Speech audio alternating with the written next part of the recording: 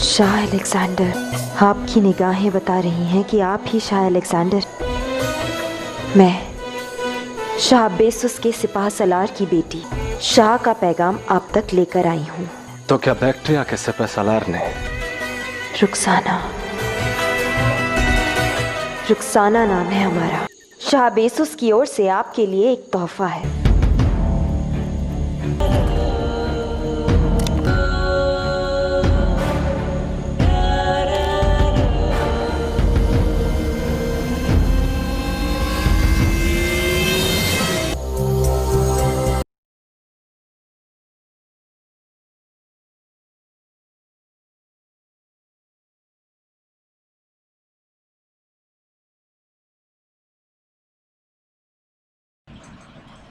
अस्सलामुअलैकुम रहमतुल्लाहि व बरकातुहू। कैफ हाल अनतमा अंतुम बिखैर।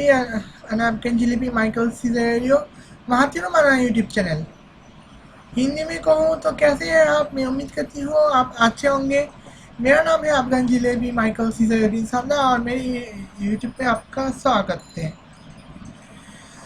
तो आज मैं टाइटल और थंबनेल और डिस्क्लेमर देखकर समझ गए होंगे मैं आज किसके बारे में बात करने वाली हूँ, तो और किस टॉपिक पे बात करने वाली हूँ। पिछले हफ्ते में आपको सुना ही होगा कि तुर्की पाकिस्तान टेलीकम्युनिकेशन अथॉरिटी जो है वो टिकटॉक को बैन किया कर दी है। तो टिकटॉक को बैन कहाँ से कर दी है, तो इसका उस और हमारा जो पाकिस्तानी सोसाइटी इस वक्त क्या किस हालत में गुजरे हैं उसके बारे में फैक्ट अल्मास जैकब लाइव आपसे बात करना चाहते हैं।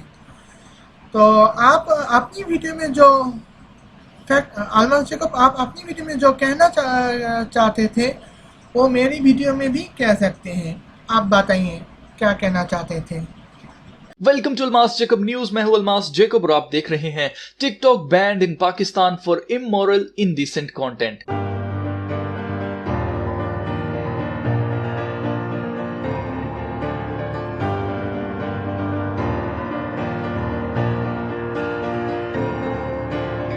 तो दोस्तों कल यानी 9 अक्टूबर 2020 को पाकिस्तान टेलीकम्युनिकेशन अथॉरिटी यानी पीटीए ने वीडियो शेयरिंग ऐप टिकटॉक को ऑफिशियली पाकिस्तान में बैन कर दिया है। टिकटॉक इस्तेमाल करने वालों ने जब टिकटॉक खोली तो उनको टिकटॉक का मेन पेज बिल्कुल खाली यानी कि ब्लैंक दिखाई दिया। पीटीए ने 20 जुलाई 2020 को टिकटॉक को आखिरी वार्निंग दी थी जिसमें इन्होंने टिकटॉक से डिमांड की थी कि वो इस ऐप से वल्गर और फहाश मवाद को हटा दें और अपनी कुछ रेगुलरिटी रखें ताकि ऐसी गंदी वीडियोस जिससे सोसाइटी में इंतहाई मनफी असर पड़ रहा है इसे रोका जा सके। मजीद बात करने से पहले चैनल को सब्सक्राइब करें और बेल आइकन को भी प्रेस कर लें ताकि आने वाली मजीद वीडियोस आप तक पहुंच सकें। पीटीए का कहना है कि उन्हें कई लोगों ने इस ऐप को बैन करने के लिए दरख्वास्त दी थी और सबका यही कहना था कि इस ऐप की वजह से मुआशरे में बुराई जन्म ले रही है, जिस पर पीटीए ने टिकटॉक को वार्निंग दी और टिकटॉक से कहा कि वो मुज़ाकरात करें और अगर वो हमें अपनी पॉलिसीज के बारे में कोई सेटिस्फैक्टरी जवाब देंगे तो हम इसे बैन नहीं करेंगे। मगर टिकटॉक ने पीटीए से कोई राब्ता नहीं किया, जबकि टिकटॉक की मैनेजमेंट का कहना है कि वो पीटीए के साथ राब्ते में है और वो उम्मीद करते हैं कि ये मसला जल्द ही सॉर्ट आउट कर लिया जाएगा। पीटीए ने टिकटॉक को बैन किया, बहुत अच्छा किया, मगर क्या टिकटॉक बैन कर देने से लोगों के जहनों में जो गंद भर गया है पीटीए उसे खत्म कर सकेगी? क्या टिकटॉक को बैन कर देने से टिकटॉक बनाने वाले किसी और वीडियो शेयरिंग प्लेटफॉर्म जैसे यूट्यूब की तरफ नहीं जाएंगे? क्या इन टिकटॉकर्स की वजह से पीटीए यूट्यूब को भी बैन कर देगी? तो अजीजों ये कुछ सवाल हैं जिनका जवाब पीटीए को देना होगा, इसलिए मेरे ख्याल से ये वक्त ऐप्स को बैन करने का नहीं बल्कि अपनी सोसाइटी को बिगाड़ से बचाने का है। और वो तभी मुमकिन है जब मेन स्ट्रीम मीडिया में न्यूज एंकर्स की तरह बैठकर खबरें देंगी, ना कि किसी मॉडल की तरह सच धज कर। जब टीवी ड्रामाज में बढ़ती हुई बेगैरती को ऑन एयर करने से पहले ही उसे सेंसर कर दिया जाएगा, उसे काट दिया जाएगा। जब लोग खुद अपनी जिम्मेदारी समझते हुए अपने बच्चों पर नजर रखेंगे, उन्हें खुदा और उसके कलाम के बारे में सिखाएंगे। जब मुल्क का वजीर वजीर आजम तुर्की के ड्रामों को देखने के लिए नहीं कहेगा, क्योंकि तुर्की का वो ड्रामा तो अवाम को बहुत पसंद आया और लोगों ने समझा कि हलीमा हकीकत में भी इस ड्रामे जैसी ही होगी। मगर जब उसके इंस्टाग्राम पर जाकर देखा तो हलीमा तो एंजेलिना जूली से भी 2 हाथ आगे निकली, जिसे देखकर अवाम ने सीखा कि हलीमा भी दूसरे लोगों जैसी ही है। तो आजकल यही फैशन है, इसलिए हमें अपने ही मुल्क में मौजूद अदाकारों को लेकर अपनी वैल्यूज को दोबारा से जिंदा करना होगा और इन एक्टर्स के इंस्टाग्राम और सोशल मीडिया पर नजर रखनी होगी कि ये लोग वहां क्या पोस्ट कर रहे हैं, तभी हमारा मुल्क बिगाड़ से बचाया जा सकेगा। आपका क्या ख्याल है, क्या पीटीए ने टिकटॉक को बैन करके अच्छा किया या इससे कोई फर्क नहीं पड़ता? अपने जवाब कमेंट सेक्शन में लिखकर जरूर बताइएगा। तो मिलते हैं फिर नेक्स्ट वीडियो में, तब तक के लिए खुदा हाफिज।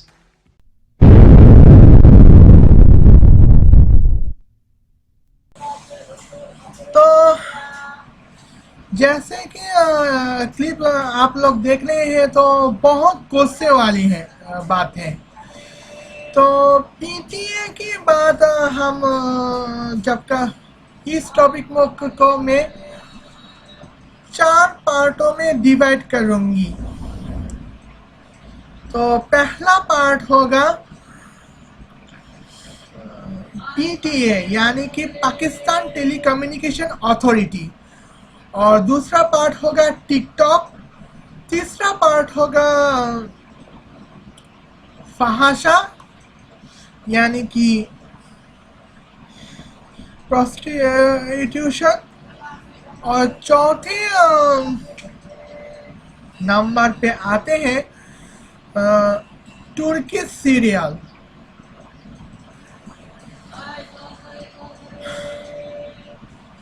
तो आप यहाँ पे मैं आप पहली पार्ट में जाती हूँ।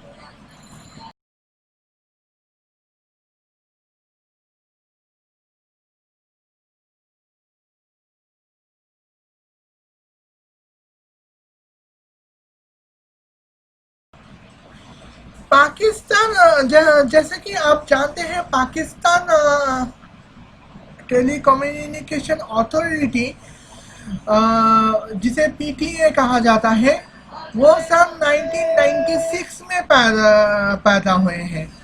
और आप पाकिस्तान में है कहाँ है, ये मुझे कोई फर्क नहीं पता। तो यहाँ पे पाकिस्तान आज टेलीकम्युनिकेशन अथॉरिटी ने आज तक हमें जो कंटेंट दिया है वो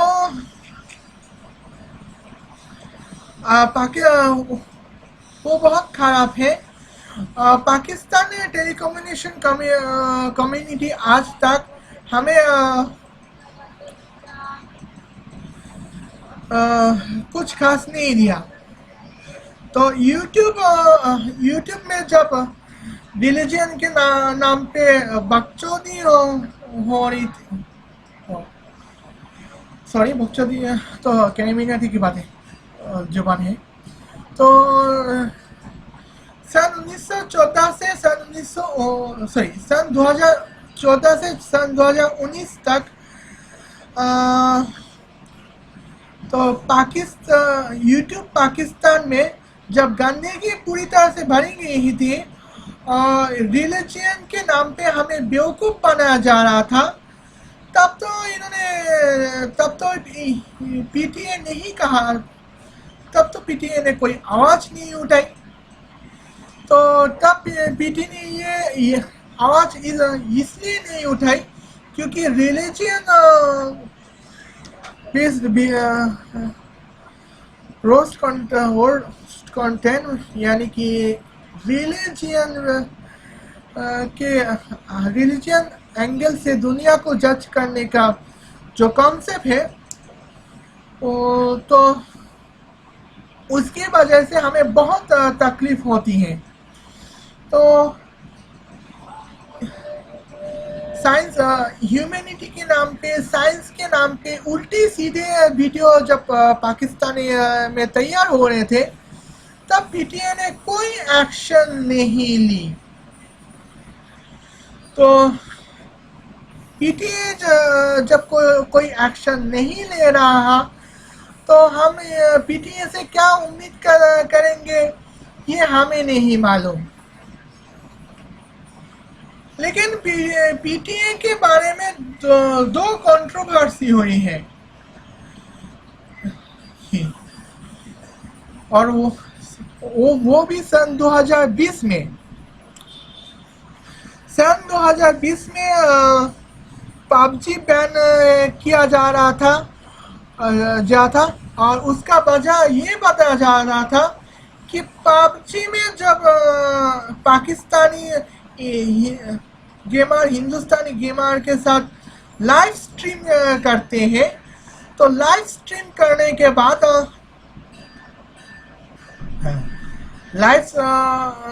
करने के बाद पाकिस्तानी गेमर को जब हिंदुस्तानी गेमर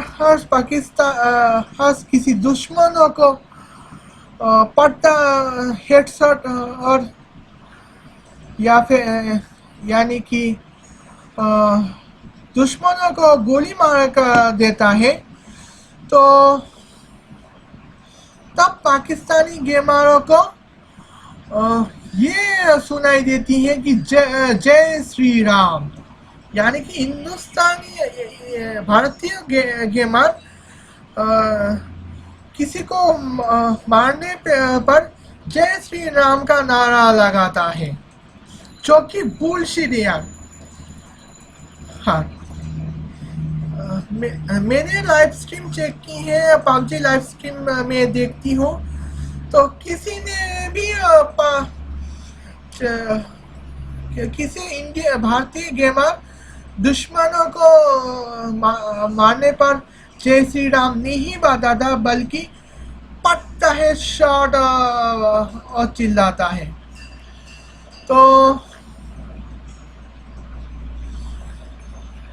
लाइव स्ट्रीम में शूट करने पर जय श्री राम सुनाई देता है, इसी लेम एक्सक्यूज से के वजह से पबजी बैन किया जाता है। उसके बाद यूट्यूब को भी बैन करने की कोशिश में लगे रहते हैं, और वो इसलिए कि इंसानी आंखों से दुनिया को देखने वाले जो वीडियो है वो पाकिस्तानियों को दिखाई देता है, इसलिए यूट्यूब बैन करने की कोशिश में लगे रहते थे। लेकिन अभी तक तो यूट्यूब बैन नहीं हुआ, आगे चलकर बैन हो सकता है। तो उसके बाद 9 अक्टूबर महीने की 9 तारीख को पाकिस्तान पीटीआई ने टिकटॉक को बैन किया।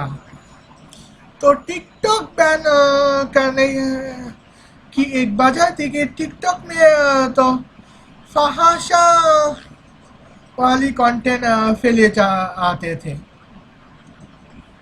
तो मैंने जो टिकटॉक वीडियो देखी उसमें फहाशा वाली कोई बात तो है नहीं, और साथ ही कि जो मुसलमान है वो किसी चीज़ अगर बुरी उसकी नज़र में बुरी लगी हो तो वो फहाशा बता देते हैं। उसके बारे में मैं पार्ट डी में वीडियो बनाऊंगी। तो ये थे कंट्रोवर्सी। अभी तक पीटीए ये तय नहीं कर पाए कि लॉकडाउन में स्टूडेंट के ऑनलाइन क्लासों में कैसे हिस्सा लेंगे, और ऑनलाइन क्लास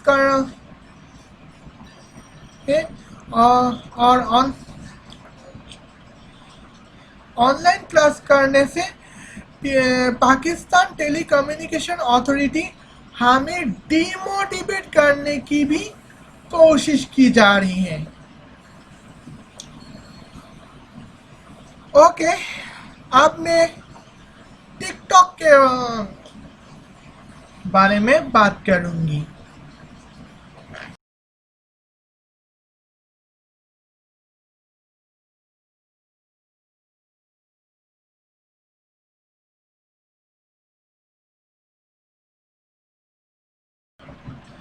आप पाकिस्तान की टिकटॉक में क्या होता है, ये आपको एक हिंट देती हूँ। वैसे भी पाकिस्तान में टिकटॉक बैन हो चुका है और वहाँ पे आप देख सकते हो। पाकिस्तान में इसलिए मैं कुछ बात आप शायद पाकिस्तान की टिकटॉक नहीं देख पाओगे। खैर, पाकिस्तान के पाकिस्तान की टिकटॉक में क्या होता है मैं आपको बता दूं। नॉर्मल सी वीडियो ये है कि एक लड़का अपना अपनी जो खेत में आके मुजरा करता है। दूसरे कंटेंट में वही आदमी एरोप्लेन में चढ़ के दुनिया की सफ़र तय करता है। लेकिन ताज्जुब की बात तो ये है कि दुनिया सफ़र करते हैं प्लेन के टेरेस पे बैठकर ही सफ़र तय करते हैं। प्लेन में जो सीट्स होते हैं वहाँ पे बैठकर नहीं, बल्कि प्लेन की टेरेस पे बैठकर ही सफ़र तय करता है और खाए रहकर है। जबकि पाकिस्तान मैं जानती हूँ कि पाकिस्तान में किस टेरेस पे अगर आप प्लेन में अगर आप प्लेन आसमान में हो और अगर आप प्लेन की टेरेस में बैठे हो तो आप कुछ बात ही नहीं कर पाओगे। ज़्यादा बादल या ज़्यादा पाबंद आकर आपके मुंह पे जोर से आघात बार करेंगे और वो भी 12 किलोमीटर पर आवर स्पीड में। तो वहाँ पे 300 किलोमीटर पर आवर स्पीड में 200 किलोमीटर पर स्पीड में ही भी बार कर सकते हैं। तो आप बात कर ही नहीं पाओगे। तो वहाँ पे आपको ऑक्सीजन लेवल बहुत कम देखने को मिलेगा और इसलिए आप ज़्यादातर सांस नहीं ले पाओगे। और जब सांस ही नहीं ले पाओगे तो उसका जिंदा कैसे रहोगे। तो प्लेन में अगर जिंदा रहकर सफ़र तय करनी हो तो आपको प्लेन के अंदर जो सीट मौजूद है वहाँ बैठ के सफ़र तय करना पड़ेगा। आप हवा में उड़ के सफ़र तय नहीं कर सकते। ये तो थी एक वीडियो। अभी मैं आपको जो टिकटॉक लाइकी रोस्ट की जो पब्लिश कर रही हूँ वो किसी टिकटॉक से इंस्पायर हो के बनाई हुई कंटेंट। वहाँ पे एक लड़का एक आदमी को पूछा जाता है कि हुजूर जनाब मैं दुनिया में इतना गुनाह की है, क्या मेरी गुनाह माफ़ होगी। तो हुजूर इमाम साहब ने ये कहा कि हदीस में ये फरमाया है, हदीस में हज़रत नबी मोहम्मद सल्लल्लाहु अलैहि वसल्लम ने ये फरमाया है कि अगर किसी इंसान ने अपनी सच्चे दिलों से तो अपनी गुनाह का तौबा करता है तो उसकी कब्र की मशरिक से मगरिब तक, यानी कि पूर्व दिशा से पश्चिम दिशा तक कब्र की 40 दिनों का अजाब माफ हो जाता है। तो और उन्होंने ये फरमाया है अल्लाह ताला उनकी चेहरा का रोशन करे जो नबी मोहम्मद सल्लल्लाहु अलैहि वसल्लम के हदीस के मुताबिक अपना ज़िंदगी बिताए। तो उस वक्त मैंने ये कहा था कि हदीस में ये बात, हदीस में कौन से हदीस में ये बात लिखी है तो ये हमें पता नहीं। और आजकल गलत हदीस भी मार्केट में ज़्यादा बिकता है। तो दूसरी बात मैंने ये कहा था कि यहाँ पे हज़रत मोहम्मद सल्लल्लाहु अलैहि वसल्लम ने अगर कहा भी हो कि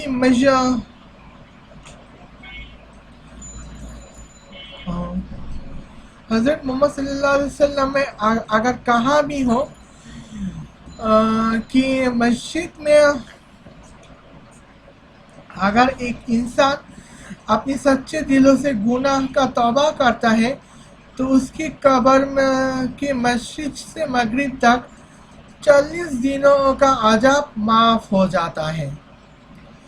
तो एक इंसान ऐसा गुनाह किया जो 1 लाख साल का अजाब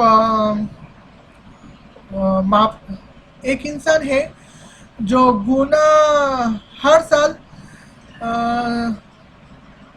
4 कत्ल करते हैं, 4 दफ़ा कत्ल करते हैं, सॉरी 100 दफ़ा कत्ल हर साल करता है और 4 साल में 400 कत्ल कर दी हैं। और अगर तो मान के चलो कि वो पहले गुनाह से ही तौबा करता है और कत्ल के गुनाह ऐसा है कि 1 लाख साल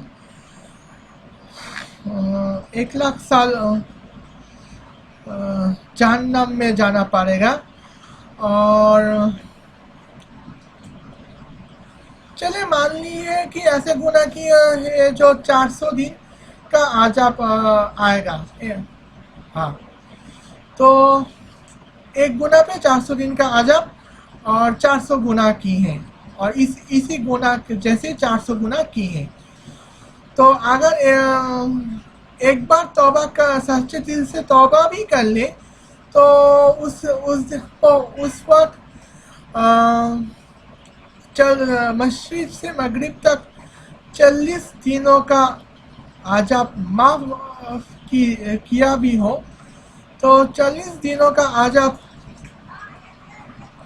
तो एक गुनाह के लिए बाकी 360 दिनों का अजाब जो है वो कैसे माफ़ करेंगे। और इसी तरह 100 गुना करने पर तौबा कर सच्चे दिल से तौबा भी करे तो इसी हिसाब से 40,000 गुना 40,000 दिनों का अजाब उस पर बनता है। तो 400 गुना का तौबा भी करे तो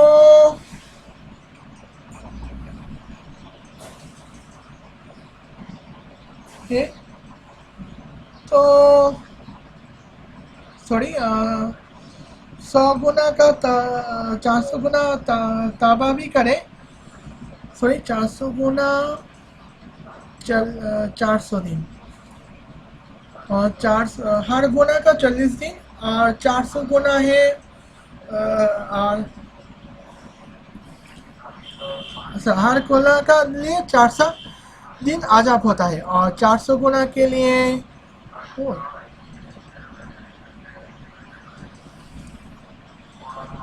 1,60,000 गुना बनता है। तो आपने 400 गुना का तौबा भी करे तो 40 दिनों के हिसाब से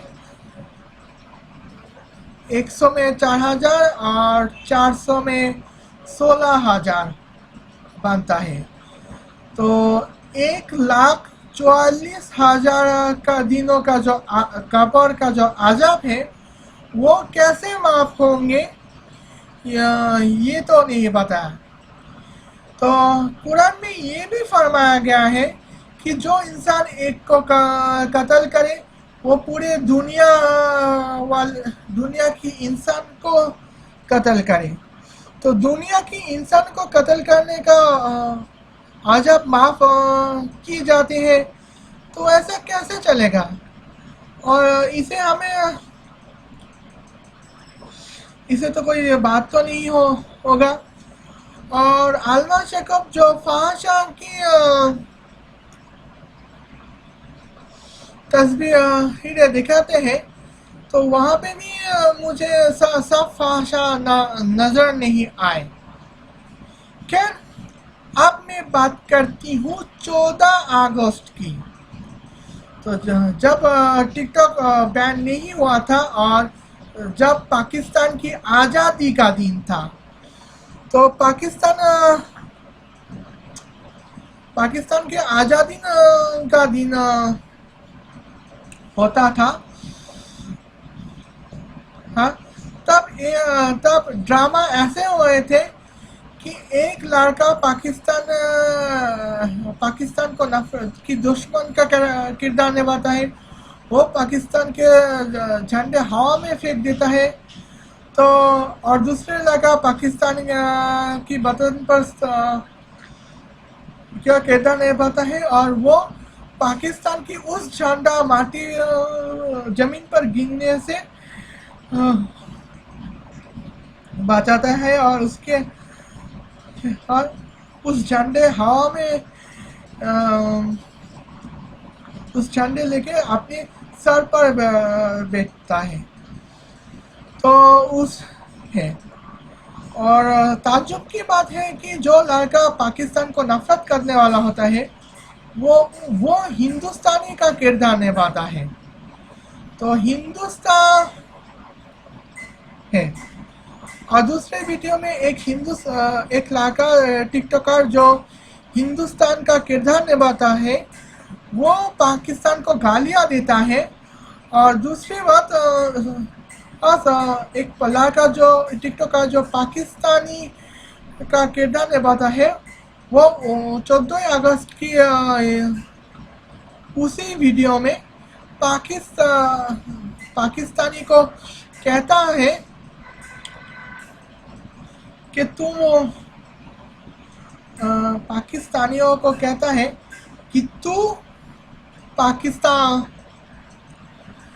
पाकिस्तान के खिलाफ गालियां मत निकालना, वरना तेरी जुबान तोड़ दूंगी, ऐसा कुछ। तो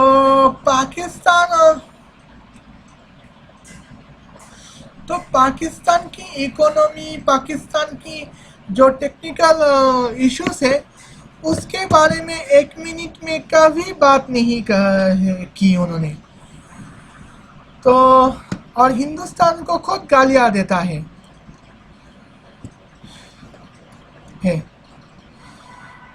ओके, ये है पाकिस्तान की टिकटॉक की अलामत। अब हुआ ये है कि पाकिस्तानी टेलीकम्युनिकेशन अथॉरिटी का कहना है कि पाकिस्तानी टेलीकम्युनिकेशन अथॉरिटी ने टिकटॉक को आखिरी वार्निंग दी है। जो फहाशा कंटेंट यहाँ पे मौजूद है, उस पर अमल ना कर, उसको हटाए और अपनी रिस्पॉन्सिबिलिटी पेश करें। लेकिन टिकटॉक ने ऐसा कोई भी कदम नहीं उठाया था। इसलिए पाकिस्तान में टिकटॉक बैन हो गया। तो टिकटॉक बैन होने के वास्ते टिकटॉक बैन होने के बाद टिकटॉक का कहना है कि टिकटॉक ने पाकिस्तानी टेलीकम्युनिकेशन अथॉरिटी से बात करने की कोशिश की, लेकिन पाकिस्तानी टेलीकम्युनिकेशन अथॉरिटी का कहना है कि टिकटॉक पाकिस्तानी टेलीकम्युनिकेशन अथॉरिटी से बात तक नहीं की। तो हमें तो पाकिस्तानी टेलीकम्युनिकेशन अथॉरिटी पर भरोसा ही नहीं करना चाहिए, वरना हमारे माँ का भरोसा कर देगा। ये तो खैर मजाक की बात। तो ऑनलाइन क्लासेस कैसे किस तरह से होगी, कैसे ऑनलाइन क्लासेस की जाएगी, ऑनलाइन में कैसे एग्जामिनेशन ऑपरेटेड किए जाएंगे, इसके बारे में पाकिस्तान टेलीकम्युनिकेशन अथॉरिटी ने कोई एक्शन नहीं ली। लेकिन अगर एक वीडियो देखकर हमें इंटरटेनमेंट मिलती है, उसे बैन करने पे तुले लगते हैं। और टिकटॉक को पबजी इसलिए बैन किया क्योंकि उसे जैसे हिंदू इंडियन गेमर से नहीं खेलनी है। दरअसल बात हुआ ही है कि पाकिस्तानी गेमर कभी इंडियन गेमर से नहीं जीत पाए है ना, इसलिए डर के मारे पीटीए को कहा होगा कि पाकिस्तानी इंडियन गेमर जय श्री राम का नारा लगाता है और आतंक फैलाने की कोशिश करता है, इसलिए पबजी बैन किया होगा।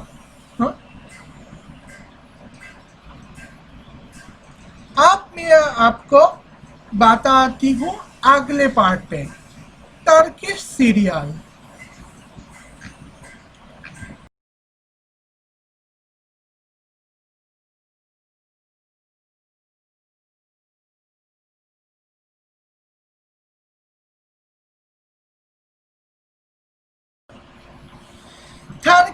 टर्किश सीरियल के बारे में बात करूं कि आजकल टर्किश सीरियल पाकिस्तान में बहुत अप्रिशिएटेबल हो रहे हैं। तो हर बच्चा टर्किश बनना चाहता है। उसके बारे में मैं आपको कुछ बातें बात करूंगी। टर्किश सीरियल में एक सीरीज है, टीवी सीरीज है, नाम सहरा। उसकी 20 वॉल्यूम यानी कि 20 एपिसोड में 32 एपिसोड तक मैंने देखा है कि एक लड़की एक सारा नाम की एक लड़की हमेशा बुर्का पहनती है और अपना टर्बन निकाब पहनकर चलती है। उसके बाद शायद आने वाले वक्त पे ना पहने हो, क्योंकि आने वाले एपिसोड तक मैंने नहीं देखा। तो खैर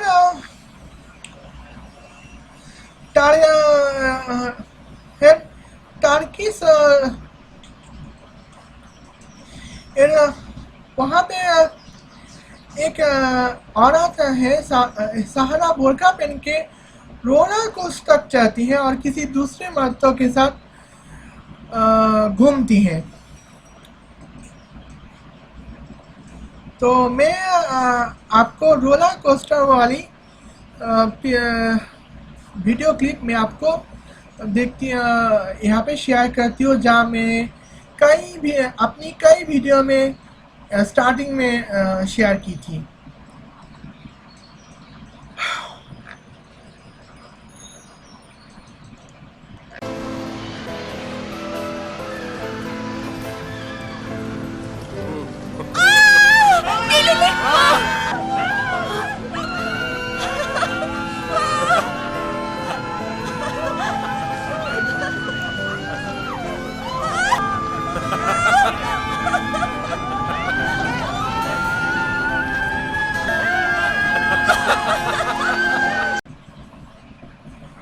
तो यहाँ पे एर्दोगान अल्माचेकोव का एक टर्किश सीरियल देखते हैं।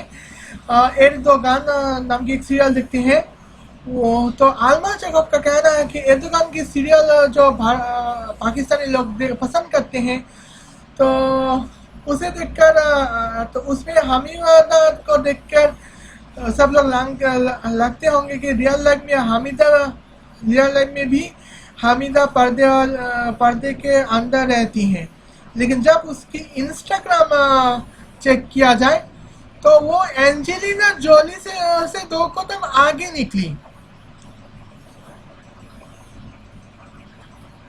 तो तार्किस के बारे में एक बात बताऊं तो तार्किस में तार्किस की सीरियल्स में एक लड़की को हमेशा हिजाब करते हुए देखेंगे, निकाब करते हुए देखेंगे, बुर्खा पहनते हुए देखेंगे। वो असल जिंदगी में मिनी स्कर्ट पहनकर घूमते भी होंगे। वेल तो तार्किस में आप चाहे किसी भी ड्रेस पहन ले, कोई फर्क नहीं पड़ता। आप जब तक आप तार्किश के पक्ष में बात करेंगे, तब तक आप जब तक आप तार्किश के लोगों के पक्ष में तार्किश प्रेसिडेंट एर्दोगान के पक्ष में बात करेंगे, तब तक आप तार्किश में महफूज हैं। जैसे आप इंसानियत की बात करने जाएंगे तो तार्किश में आपको कुछ भी लेम केस ठोक कर आपको फांसी की सजा सुनाई देगी। तो तार्किश में ऐसा भी हो सकता है कि एक लड़की टॉप शॉट पहनकर घूमती है और एर्दोगान के पक्ष में बात करती है, उसे कुछ नहीं होता। लेकिन दूसरी तरफ एक लड़की हिजाब पहनती है, निकाब पहनती है, बुर्का पहनती है, लेकिन एर्दोगान के खिलाफ इंसानियत के पक्ष में इंसाफ की बात करने के जुल्म में उसे फहाशा करार देकर उसे कत्ल किया, उसे मौत की सजा दे दिया जाता है। तो यहाँ पे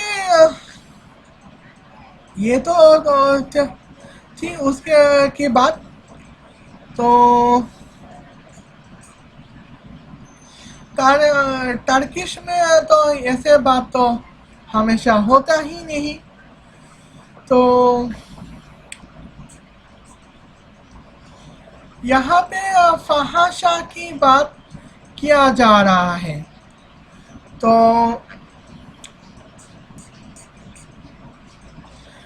आलमा जैकब का कहना है कि उनको देखकर वहाँ पे भी आप इंस्टाग्राम में अगर नज़र रखा आए तो ये लोग असली जिंदगी में भी बुर्का पहनने शुरू करेंगे। तो फहाशा होने पे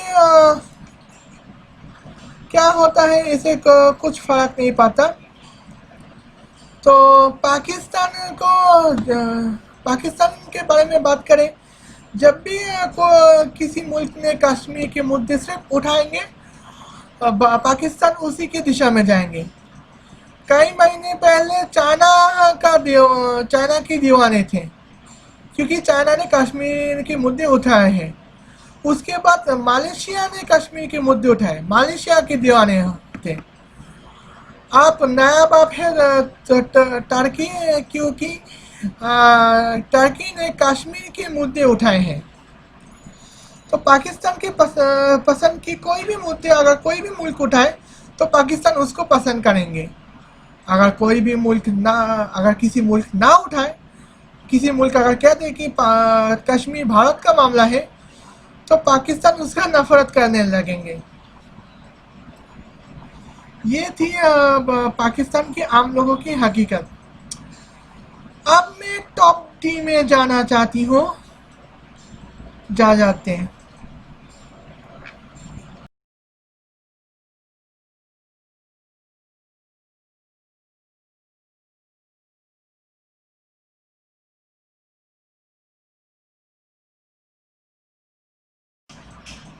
ओके,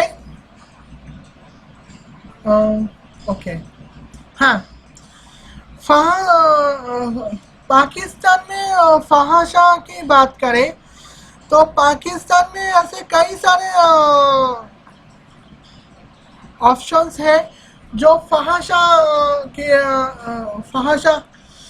जहां फहाशा के केसेस हुए हैं। पाकिस्तान में अगर इमरान खान के पक्ष में बात करो तो तुम्हें फहाशा नहीं कहा जाएगा, लेकिन अगर इमरान खान के खिलाफ बात करोगे तो तुम्हें फहाशा कहा ही जाएगा। ओके, तो अल्मस जैकब लैट का कहना है कि आजकल का जो टीवी मेन स्ट्रीम मीडिया का जो एंकर्स है वो अपने आप को फहाशा की तरह पेश करते हैं और सच धज के पेश करते हैं, एंकर की तरह कभी पेश नहीं करते। तो तुम ही बताओ एंकर की तरह पेश कहाँ करें? बुर्खा पहनकर एंकर करें क्या? चाह तो हाँ। और एक फहाशा का पहचान उसके कपड़े में नहीं होते।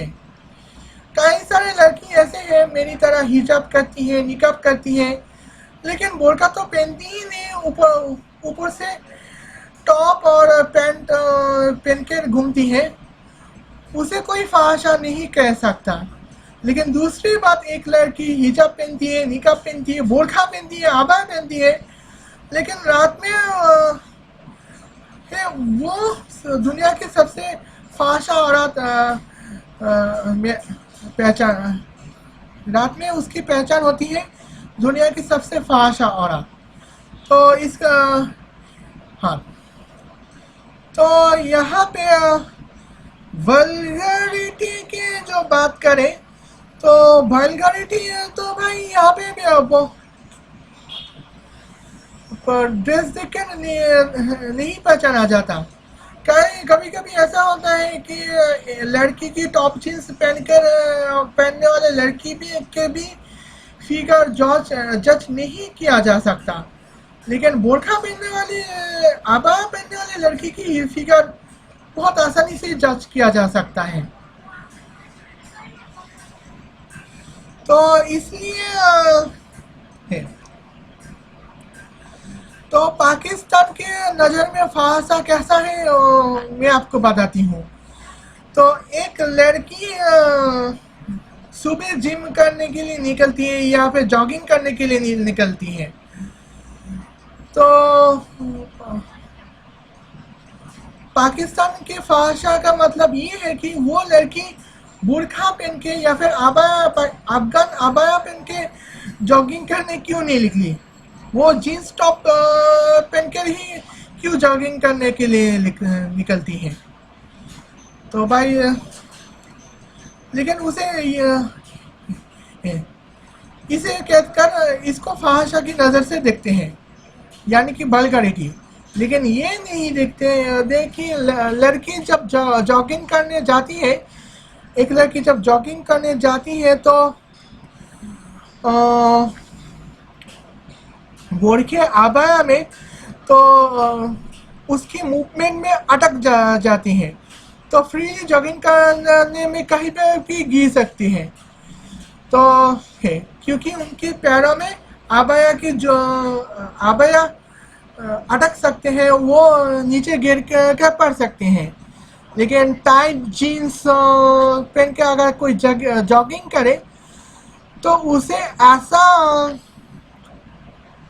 है, तो उसे ऐसा नहीं होता, वो आराम से जॉगिंग कर सकती है। तो मिल्खा सिंह या फिर उसेन बोल्ट की तरह अपना जॉगिंग पूरी कर सकती है।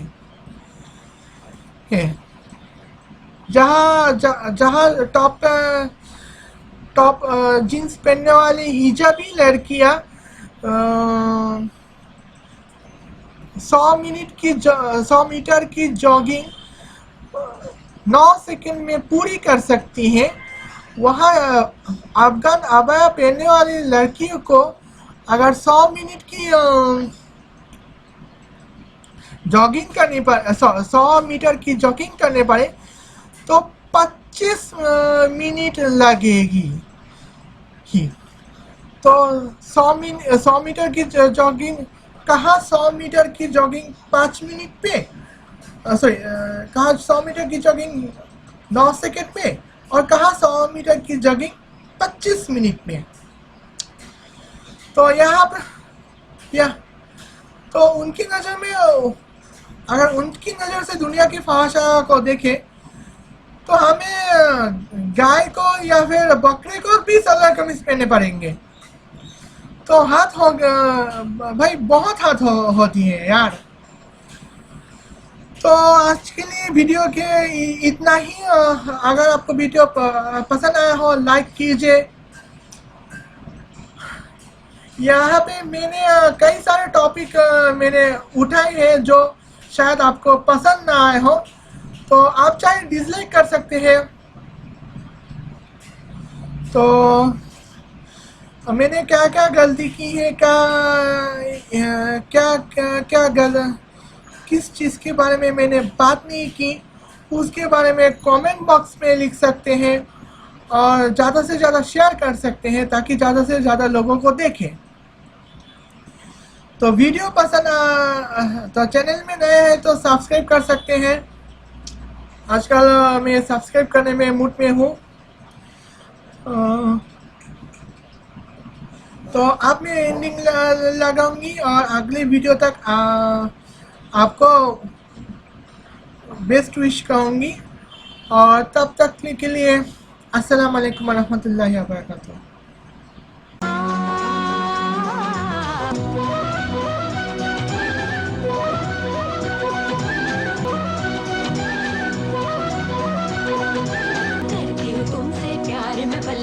तुम मेरा दिलदार है वल्ला, तारे झूमे चंदा झूमे।